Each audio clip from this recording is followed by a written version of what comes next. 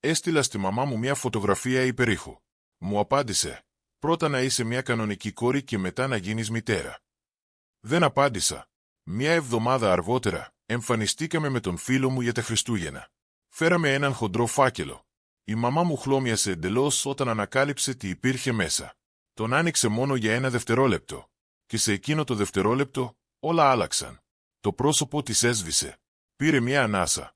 Ο πατριός μου έτρεξε προς το μέρος μου. Ο Τάιλερ έριξε το πιρούνι του. Εγώ απλώς έμεινα εκεί και παρακολουθούσα. Σιωπηλέ. Δεν το έκανες, ψιθύρισε η μαμά μου. Το έχεις ήδη αρχιοθετήσει. Καλά Χριστούγεννα, είπα. Μάρκους, ας βγούμε λίγο έξω.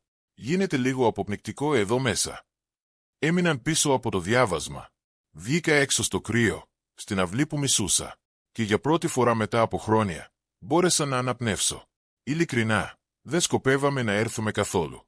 Είχα ήδη συμφιλιωθεί με την ιδέα ότι αυτό θα ήταν το πρώτο μου χριστουγεννιάτικο δείπνο χωρίς τις αναγκαστικές προπόσεις της μαμάς μου ή τα επικριτικά βλέμματα του αδερφού μου από την άλλη πλευρά του τραπεζιού. Είχαμε εισιτήρια για τον κινηματογράφο. Ο φίλος μου ο Μάρκους έκλεισε ακόμη και ένα τραπέζι σε μια ζεστή μικρή πιτσαρία όπου κανείς δεν μας γνώριζε και κανείς δεν μας έκανε ερωτήσεις. Αλλά μετά, υπήρχε και ο φάκελος. Καθόταν στο τραπέζι μας σαν μια αναπάντητη ερώτηση, σαν ένα γράμμα που σκοπεύεις να στείλεις αλλά πάντα το ξαναβάζεις στο σιρτάρι. Και συνειδητοποίησα, όχι, φεύγουμε. Γιατί σε αυτό το σπίτι, ήμουν σιωπηλή για πολύ καιρό. Η εκδοχή του εαυτού μου που δεν μιλούσε ποτέ. Ήταν ώρα να πω κάτι, ακόμα και αν οι λέξεις ήταν τυπωμένες σε χαρτί. Καθώς πλησιάζαμε στο σπίτι, βρέθηκα να κάνω πρόβα στις ατάκες του στο κεφάλι μου, λέξη προς λέξη, σαν ένα θεατρικό έργο που είχα δει πάρα πολλές φορές. Ήδη διάλογοι, ήδη ηθοποιοί. Μόνο που αυτή τη φορά, ο αντικαταστάτης μπήκε μέσα χωρίς άδεια. Η μαμά μου άνοιξε την πόρτα σαν να είχαμε αργήσει στην πρεμιέρα και είχε καταστρέψει όλη την παραγωγή.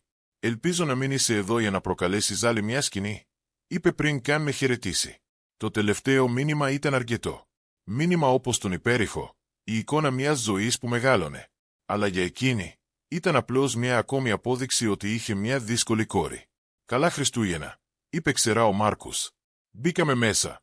Δεν έβγαλα το παλτό μου. Δεν ήμουν έτοιμη να νιώσω άνετα. Όλα έμοιαζαν ακριβώς τα ίδια όπως πάντα. Φώτα, κεριά, ένα τραπέζι βγαλμένο από κατάλογο, λευκά σεντόνια, τέλεια πιάτα και ούτε μια σταγόνα ζεστασιάς. Η εορταστική αισθητική της μαμάς μου είναι άψογη χωρίς καθόλου συναισθήματα. Τα συναισθήματα χαλούν το κεντρικό στοιχείο. Ο πατριός μου ήταν στη πολυθρόνα βλέποντας τηλεόραση όπως πάντα. Έγνεψε στο Μάρκους. Όχι σε εμένα. Κάποιες παραδόσεις δεν πεθαίνουν ποτέ. Ο Τάιλερ ήταν πεσμένος στον καναπέ σαν να γεννήθηκε εκεί. Με κοίταξε από πάνω μέχρι κάτω και ρουθούνισε. «Ουάου! Δεν ντρέπομαι, να εμφανίζομαι με κυλίτσα μετά από όλα αυτά». Δεν απάντησα. Ο Μάρκους έσφιξε το χέρι μου. Μετά από ακριβώς, ρώτησε ήρεμα. «Ω, μην το παίζεις χαζός», είπε ο Τάιλερ. «Όλη η οικογένεια ξέρει πως συμπεριφέρθηκε η Κλέρ. Ήταν αηδιαστικό. Η μαμά έτρεχε από το άγχος. Και τώρα είναι έγκυος από κάποιον τυχαίο τύπο και έχει ακόμα το θράσος να εμφανιστεί». «Κάποιον τυχαίο τύπο». Ο Μάρκους σήκωσε το φρύδι του. «Τάιλερ, φτάνει». Η μαμά διέκοψε απότομα. «Σου ζήτησα να συμπεριφέρεσαι σωστά σήμερα, τουλάχιστον». «Να συμπεριφέρεσαι σωστά», γέλασε ο Τάιλερ. «Μας στέλνει έναν υπέρηχο σαν να είναι πρόσκληση σε πάρτι. Και τώρα κάνει μωρό στο υπόγειο του φίλου της και υποτίθεται ότι πρέπει να χειροκροτούμε». Πήγα στο τραπέζι. Ο φάκελος ήταν ακόμα στο χέρι μου. «Δεν ήρθα εδώ να ζητήσω βοήθεια», είπα. «Δεν είναι αυτό το θέμα». «Τότε τι είναι», είπε η μαμά καθώς άφηνε κάτω ένα μπολ σαλάτας. «Άλλη μια παράσταση». «Κλέρ, αυτά είναι Χριστούγεννα, όχι το προσωπικό σου μανιφέστο». «Ήθελα απλώς να με κοιτάξεις», είπα. «Όχι σαν ένα αποτυχημένο πείραμα που δεν πήγε σύμφωνα με το σχέδιο». Η μαμά ισιώθηκε. «Πάντα παλεύαμε για σένα. Ήσουν δύσκολο παιδί. Μετά τον θάνατο του πατέρα σου, άλλαξες. Σε σώσαμε. Κάναμε τα πάντα σύμφωνα με το βιβλίο. Και πώς μας το ξεπλήρωσες». Σιωπή. Ανυπακοή. «Τώρα αυτό. Εγκυμοσύνη». «Επα. Το κάνεις να ακούγεται σαν να έκλεψα το σπίτι σου». «Μην υπερβάλλεις», είπε απότομα. Έπειτα, ρίχνοντας μια ματιά στον φάκελο, «Τι είναι αυτό?» «Τέλος πάντων. Άλλη μια κατηγορία». Δεν απάντησα. Απλώς κάθισα και άφησα τον φάκελο δίπλα στο πιάτο μου. Ο Τάιλερ ρουθούνησε. «Άσε με να μαντέψω. Άλλη μια λίστα με παράπονα. Ίσως έναν τυπωμένο οδηγό για το πώς να μιλήσεις στην Κλέρ χωρίς να την προκαλέσεις». «Δεν σου χρωστάω εξηγήσεις», είπα. «Θέλεις να το διαβάσεις? Διάβασέ το. Αν όχι, μην το κάνεις». Ακολούθησε απλή σιωπή. Άρκετα μεγάλη που αν έπεφτε ένα πυρούνι, θα ακουγόταν σαν πυροβολισμός. Η μαμά μου με κοίταξε σαν ηθοποιό που είχε ξεφύγει εντελώς από το σενάριο. «Απλώς χειροτερεύεις τα πράγματα για τον εαυτό σου», είπε ξαφνικά. «Δεν καταλαβαίνεις. Δεν είσαι έτοιμη για αυτό. Δεν μπορείς ούτε την ίδια σου τη ζωή. Και τώρα φέρνεις ένα παιδί σε αυτό». «Χειρότερα», είπα, σηκώνοντας το πόδι μου. «Θα επέστρεφα στο να ζω υπό τον έλεγχο σου. Δεν ζητάω πλέον άδεια, ακόμα και αν πιστεύεις ακόμα ότι πρέπει να το κάνω». Ο πατριός μου έμεινε όρθιος για πρώτη φορά όλο το βράδυ. Κοίταξε κατάματα το Μάρκους. «Αν την ανάγκασες να κάνει κάτι τέτοιο, θα έπρεπε να φύγεις. Πριν γίνει άσχημο». Ο Μάρκους κράτησε το βλέμμα του επίμονα. «Δεν την ανάγκασα να κάνει τίποτα», είπε. «Απλώς στέκομαι δίπλα της. Τα υπόλοιπα είναι δική της επιλογή». Η μαμά μου σήκωσε τον φάκελο. «Όταν ήμουν 8 χρονών, ο μπαμπάς μου πέθανε. Δεν ήταν ξαφνικό. Ήταν άρρωστος. Ήξερε ότι θα έφευγε. Οι τελευταίοι 6 μήνες της ζωής του πέρασαν πολεμώντας την ασθένεια και προσπαθώντας να αφήσει πίσω του κάτι που θα με προστάτευε. Ήταν το μόνο άτομο στη ζωή μου που με κοίταζε και δεν έβλεπε βάρος. Έβλεπε έναν άνθρωπο. Ακόμα και όταν ζωγράφιζα στους τοίχους με μαρκαδόρους, γελούσε. Ακόμα και όταν έφερνα σπίτι έναν κακό βαθμό, έλεγε «Αυτό που έχει σημασία είναι ότι προσπάθησες». Μόλις έγινε σαφές ότι η θεραπεία δεν λειτουργούσε, άρχισε να βάζει τα πράγματα σε τάξη. Έγραψε μια διαθήκη. Συναντήθηκε με δικηγόρους. Μίλησε με έναν δικηγόρο κληρονομιών για το πώς να βεβαιωθεί ότι τα δικαιώματα μου θα προστατεύονταν, ακόμα και αν η μαμά μου είχε άλλες ιδέες. Δεν το ήξερα τότε, αλλά ίδρυσε ένα καταπίστευμα. Όλες οι οικονομίες του, το σπίτι, τα πάντα. Ήταν κλειδωμένο για μένα μέχρι να γίνω 25. Κανείς, ούτε καν η μητέρα μου, δεν μπορούσε να το αγγίξει χωρίς δικαστική εντολή. Τα άφησε όλα σε μένα επειδή ήξερε ότι δεν θα ήταν πάντα με το μέρος μου. Μετά πέθανε. Το σπίτι ησύχασε. Όχι λόγω θλίψης. Η θλίψη είναι έντονη. Αυτό ήταν κάτι άλλο. Η ατμόσφαιρα. Άλλαξε. Η μαμά μου σταμάτησε να είναι μαμά και έγινε υπεύθυνη έργου. Δεν ήμουν πια κόρη. Ήμουν μια εργασία. Δεν άργησε να εμφανιστεί ο Γκρέγ. Μετακόμισε μερικούς μήνες αργότερα. Μέσα σε ένα χρόνο, απέκτησαν τον Τάιλερ.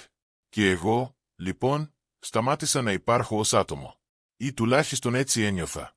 Η μαμά μου άρχισε να με αποκαλεί εσωστρεφή. Έλεγε ότι αντιστεκόμουν στην αλλαγή, ότι είχα γίνει ασταθής μετά τον θάνατο του μπαμπά. Κάθε προσπάθεια που έκανα να εκφραστώ, στην τέχνη, στη μουσική, στη συγγραφή, θεωρούνταν αναζήτηση προσοχής. Αλλά ο Τάιλερ ήταν η ηλιοφάνεια. Ο Τάιλερ ήταν το γλυκό μας αγόρι. Ο Τάιλερ ήταν το πραγματικό τους παιδί. Όταν ήμουν 14 ετών, η μαμά μου με έσυρε σε έναν οικογενειακό θεραπευτή. Το μόνο που έκανα ήταν να περνάω πολύ χρόνο διαβάζοντας και όχι αρκετό χρόνο προσποιούμενος ότι είμαι καλά. Μου έδωσαν μια αόριστη διάγνωση, κάτι για συναισθηματική αστάθεια. Και έτσι απλά, η μαμά μου και ο Γκρέγ υπέβαλαν αίτηση κηδαιμονίας. Επίσημα, ήταν για να κάνουν τη ζωή πιο εύκολη για σένα. Στην πραγματικότητα, ήταν για να ελέγχω τα πάντα. Δεν μπορούσα να ανοίξω τραπεζικό λογαριασμό, δεν μπορούσα να εγγραφώ σε μαθήματα χωρίς έγκριση, δεν μπορούσα καν να πάω σχολική εκδρομή χωρίς γραπτή εξήγηση. Προσπάθησα να αντιδράσω, αλλά η μαμά μου έλεγε «Ξέρεις πώς τα πας. Αυτό είναι για το καλό σου». Ο Γκρέγ δεν έλεγε πολλά. Απλώς υπέγραφε όμικρον με τόνο τι του έδινε. Σχεδόν ποτέ δεν μου μιλούσε ευθέως, αλλά πάντα την υποστήριζε. Δεν μπορούσαν να αγγίξουν το καταπίστευμα, αλλά μια μέρα άκουσα τη μαμά μου στο τηλέφωνο με έναν άντρα που δεν γνώριζα. Είπε «Υπάρχει ακόμα η ευκαιρία να αποκτήσω τον έλεγχο των περιουσιακών στοιχείων. Αν μπορούμε να αποδείξουμε ότι είναι οικονομικά ανίκανοι». Εκείνη την εποχή, δεν καταλάβαινα τι σήμαινε αυτό. Αργότερα, το κατάλαβα πολύ καλά. Η μαμά μου επέμενε ότι δεν είχα τίποτα, ότι θα ήμουν χαμένη χωρίς αυτήν. Και την πίστεψα. Γιατί όταν κάποιος σε αποκαλεί πολύ δύσκολο, πολύ αναξιόπιστο, ακατάλληλο για την ενήλικη ζωή, για αρκετό καιρό, αρχίζεις να το πιστεύεις κι εσύ. Εν τω μεταξύ, ο Τάιλερ απέκτησε τα πάντα. Νέα τηλέφωνα, ταξίδια, μαθήματα, Ένα αυτοκίνητο στα 16. Συνήθιζε να με γελάει και να λέει: «Η μαμά λέει ότι είχες άλλο ένα επεισόδιο». Πάντα ήξερε ότι ήταν ο φαβορί. Ποτέ δεν το έκρυβε. Η μόνη φορά που άρχισα να νιώθω ξανά αληθινός άνθρωπος ήταν όταν έφυγα από το σπίτι. Στην αρχή μετακόμισα σε ένα νοικιασμένο διαμέρισμα με βοήθεια, αφού δεν μπορούσα να υπογράψω το μισθωτήριο συμβόλαιο μόνιμο. Μετά βρήκα δουλειά σε μια βιβλιοθήκη. Αλλά νομικά ήμουν ακόμα υποκειδαιμονία. Κάθε φορά που προσπαθούσα να υπογράψω ένα μισθωτήριο συμβόλαιο ή να συμπληρώσω μια φόρμα, το μπλόκαραν. «Είναι ασταθής», έλεγε η μαμά μου. «Θα πληγωθεί αν σταματήσουμε να επιβλέπουμε». Και μετά συνέβη ο Μάρκους. Γνωριστήκαμε σε μια φιλανθρωπική εκδήλωση. Ήμουν εθελοντισμός. Ήταν εκεί σε μια πανεπιστημιακή νομική κλινική που βοηθούσε άτομα που δεν είχαν την οικονομική δυνατότητα να προσλάβουν δικηγόρους. Αρχίσαμε να μιλάμε. Στην αρχή είπα ψέματα. Του είπα ότι βοηθούσα απλώς για πλάκα. Δεν το πίστεψε. Με ρώτησε: «Νιώθεις ποτέ ότι η ζωή σου συνεχίζεται χωρίς την άδειά σου?» Συνεχίσαμε να μιλάμε μετά από αυτό. Δεν με πίεσε. Απλώς άκουσε. Μερικές εβδομάδες αργότερα, μου ζήτησε να πάμε για καφέ. Ως φίλοι. Μιλήσαμε για 2 ώρες συνεχόμενα. Κάποια στιγμή συνειδητοποίησα ότι δεν περίμενα τη στιγμή που θα προσπαθούσε να με φτιάξει, επειδή δεν ήρθε ποτέ. Δεν με είδε πληγωμένη. Δεν τινάχτηκε όταν μίλησα. Με είδε. Δεν είμαι σίγουρη πότε ακριβώς έγινε κάτι περισσότερο από αυτό. Ίσως ήταν όταν με αποκάλεσε έξυπνη χωρίς λόγο. Όχι σαν να ήταν κομπλιμέντο. Απλώς ένα γεγονός που υπόθηκε απαλά. Σαν να το εννοούσε πραγματικά. Ή ίσως ήταν όταν αποκοιμήθηκα στον ώμο του και δεν ξύπνησα απότομα. Δεν ένιωσα ξαφνικά. Ένιωσα σαν κάποιος να άνοιξε ένα παράθυρο σε ένα δωμάτιο που ασφικτιούσε. Μέσα 1 μήνα αργότερα, ήξερε την ιστορία μου. Μέσα σε 2, είχα περάσει από ανεξάρτητη ψυχιατρική αξιολόγηση. Καμία πίεση. Καμία οικογενειακή επαφή. Απλώς ένας ειδικός με άδεια χωρίς πρόγραμμα. Η έκθεση ήταν σαφής. Ήμουν απόλυτα ικανός. Δεν υπήρχε λόγος να συνεχιστεί η κηδαιμονία. Ο Μάρκους με βοήθησε να συγκεντρώσω τα πάντα. Αναφορές, αρχεία, email, νομικά έντυπα. Βρήκε ακόμη και στοιχεία ότι η μητέρα μου είχε προσπαθήσει χρόνια νωρίτερα να αποκτήσει πρόσβαση στην εμπιστοσύνη μου επικοινωνώντας με έναν παλιό φίλο δικηγόρο. Χτίσαμε την υπόθεσή μας, καταθέσαμε τα πάντα. Και μετά αποφασίσαμε ότι δεν θα το κάναμε αυτό αθόρυβα. Καμία ξαφνική δικαστική απόφαση. Καμία γραφειοκρατία παρασκηνίου.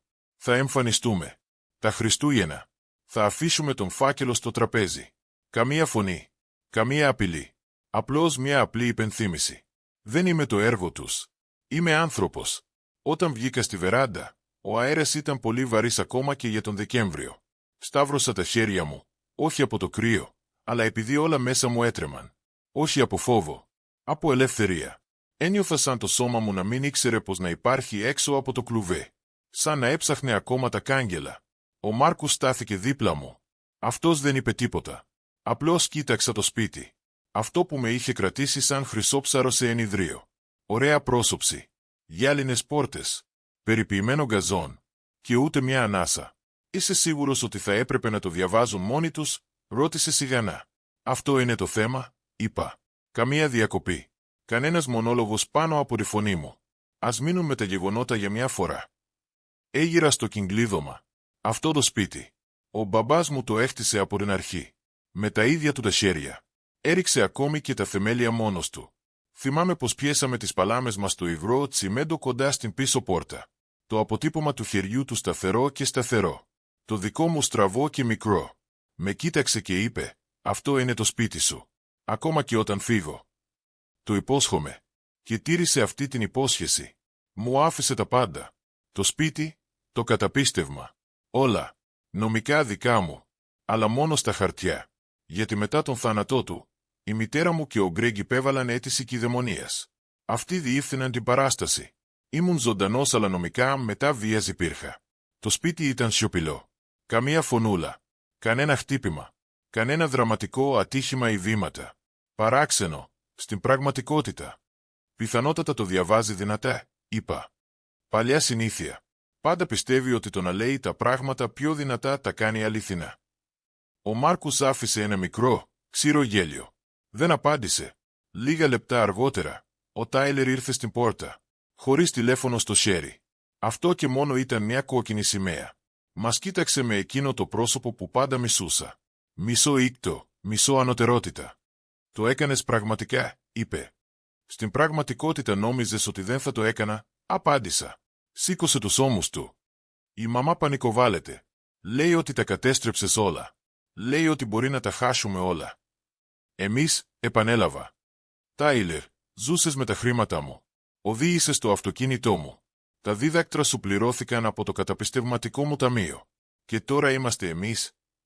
Νόμιζε ότι ήταν σαν οικογενειακά πράγματα, μουρμούρισε. Σίγουρα, όταν του βολεύει. Έφυγε. Και συνειδητοποίησα ότι δεν ήμουν καν θυμωμένος. Ούτε μαζί του, ούτε με κανέναν από αυτούς. Είναι απίστευτο πόσο γρήγορα ξεθοριάζει η δυσαρέσκεια όταν επιτέλους βλέπεις τα πράγματα καθαρά. Ο Μάρκους και εγώ επιστρέψαμε μέσα. Η μαμά μου στεκόταν δίπλα στο τζάκι σαν να πετούσε τον φάκελο μέσα. Αλλά δεν το έκανε. Επειδή ήξερε ότι αυτό δεν ήταν απλώς χαρτί. Ήταν μια ενεργή χειροβομβίδα με την καρφίτσα τραβηγμένη. Ο Γκρέγκ καθόταν στην άκρη του καναπέ κοιτάζοντας το πάτωμα. Πάντα ήταν ο θόρυβος του περιβάλλοντος. Τώρα ήταν απλώς ένα μέρος των επίπλων. Αυτό δεν είναι αληθινό, είπε η μαμά.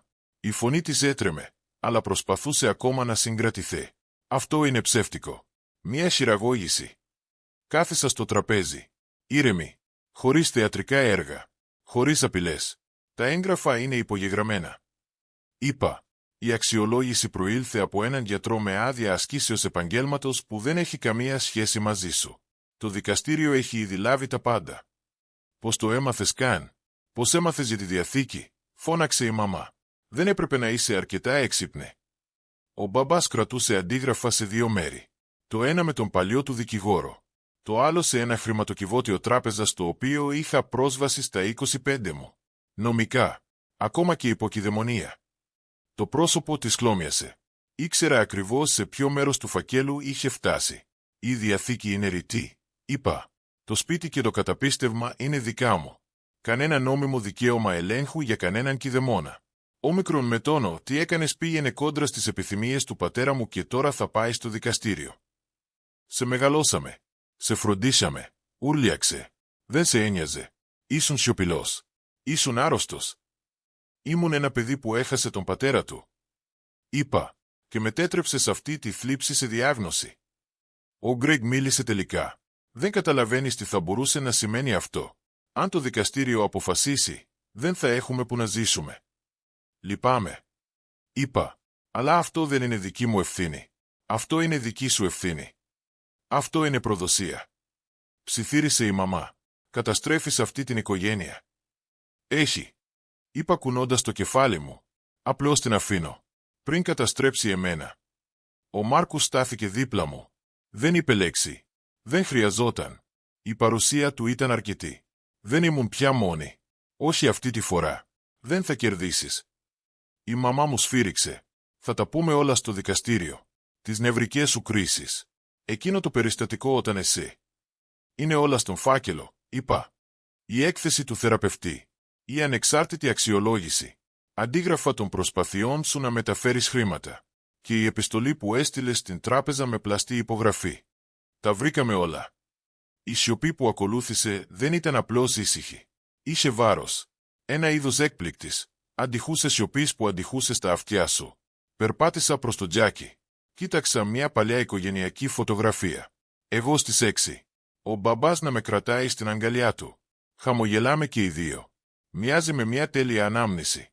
Αλλά θυμάμαι εκείνη την ημέρα. Η μαμά είχε φωνάξει ότι το φόρεμα μου ήταν βρώμικο και ότι κατέστρεφα τη φωτογραφία. Ο μπαμπάς απλώς με σήκωσε και είπε, ας το κάνουμε πραγματικότητα. Όχι στημένη. Έβραλα τη φωτογραφία. Ήρεμα. Την έβαλα στην τσάντα μου. Αυτή ήταν η θέλησή του. Και η ζωή μου. Την αντιμετώπισε σαν προσωπικό σου χρηματικό απόθεμα. Αλλά τώρα τελείωσε. Μα σκοτώνεις, είπε η μαμά μου.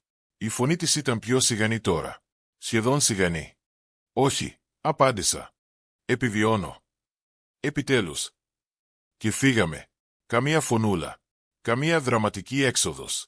Μόνο ο ήχος της πόρτας που άνοιγε. Και η κρύα καθαρή ανάσα του έξω. Χριστούγεννα.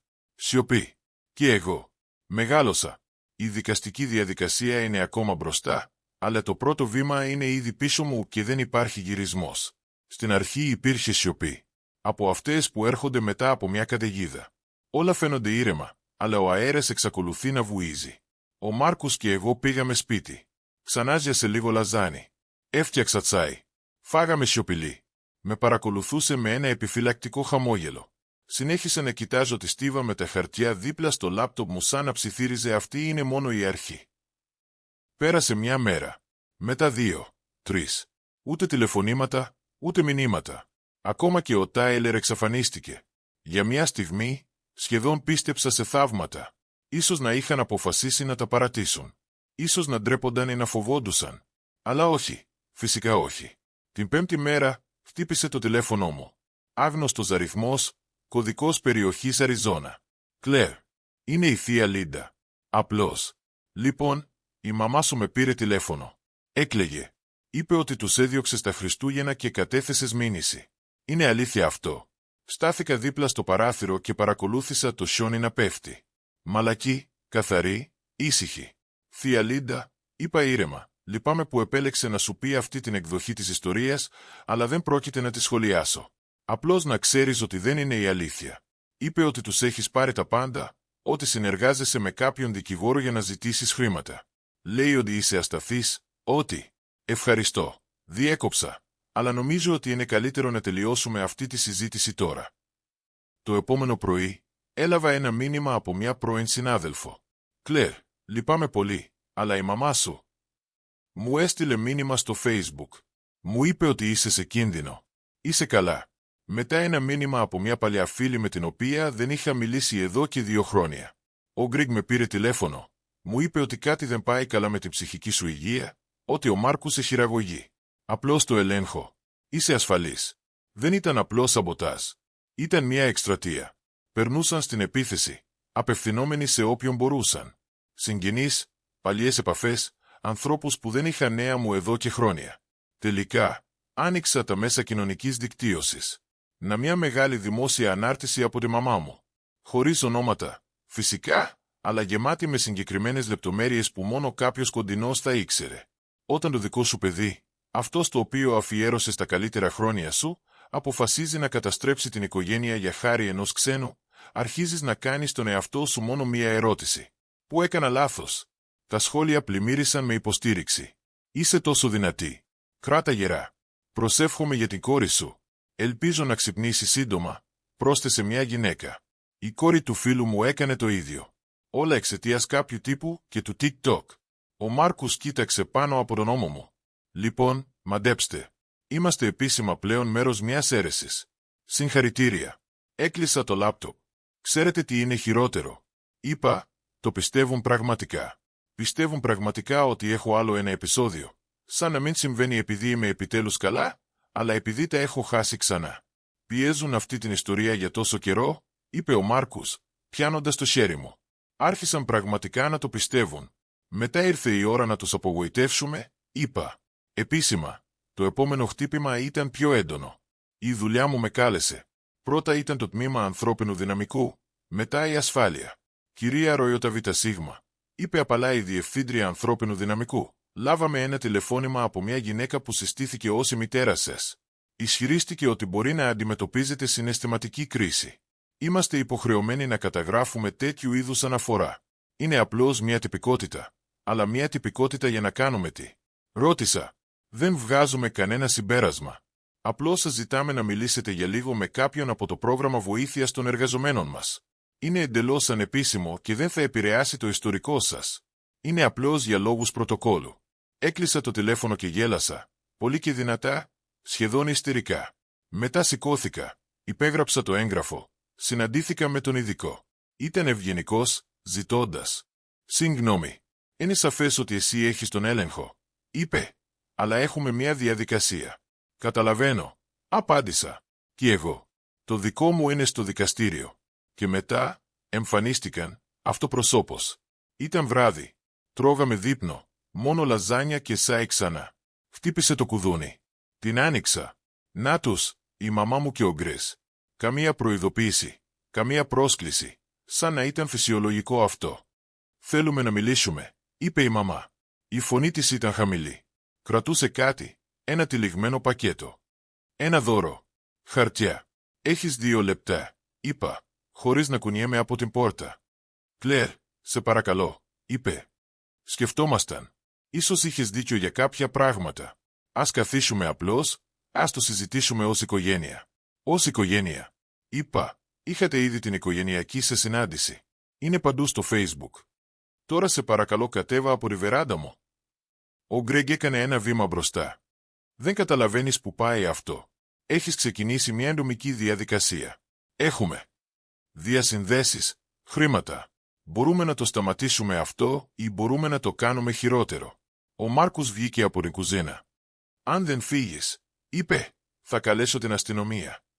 Και ναι, η επίσκεψή σου έχει ήδη καταγραφεί. Δεν έφυγαν αμέσως. Πριν γυρίσει, η μαμά μου έσκυψε και ψιθύρισε. Θα το σκεφτείς αυτό. Ξέρεις ότι δεν μπορείς να το κάνεις αυτό μόνη σου. 2 μέρες αργότερα, έλαβα δικαστική ειδοποίηση. Είχαν καταθέσει ανταγωγή. Η μητέρα μου ζητούσε από το δικαστήριο να με κηρύξει μερικώς ανίκανη για όλη τη διάρκεια της νομικής διαδικασίας, επικαλούμενη συναισθηματικές καταρρεύσεις, αθέμητη επιρροή από τρίτο μέρος και κίνδυνο για ένα εξαρτώμενο παιδί. Τα έγγραφα ήταν τυπωμένα σε ακριβό χαρτί, υπογεγραμμένο από έναν ακριβό δικηγόρο, οπτικά εντυπωσιακό, ουσιαστικά κενό, αλλά θορυβώδες. Κάθισα με το χαρτί στα χέρια μου και για πρώτη φορά από τα Χριστούγεννα, φοβήθηκα. Όχι επειδή μπορεί να κέρδιζαν, αλλά επειδή μιλούσαν ξανά για μένα και οι φωνές τους ήταν πιο δυνατές, ξανά. Είμαι κουρασμένη, ψιθύρισα. Ήθελα απλώς να αναπνεύσω χωρίς να ουρλιάξω, χωρίς να χρειάζεται να δικαιολογήσω την ύπαρξή μου. Ο Μάρκους έβαλε το χέρι του στο δικό μου πίσω. Δεν μιλούν πια για σένα, είπε. Τώρα απλώς φωνάζουν για σένα. Δεν θα τους αφήσουμε. Και ήξερα ότι αυτό δεν είχε τελειώσει, αλλά δεν ήμουν μόνη και δεν ανήκα πια σε αυτούς. Αν δεν ξέρουν πώς να με αφήσουν, ξέρω πώς να μην επιστρέψω. Μια εβδομάδα αφότου λάβαμε την ανταγωγή της μητέρας μου, ο Μάρκους άρχισε να συγκεντρώνει τα πάντα για το δικαστήριο.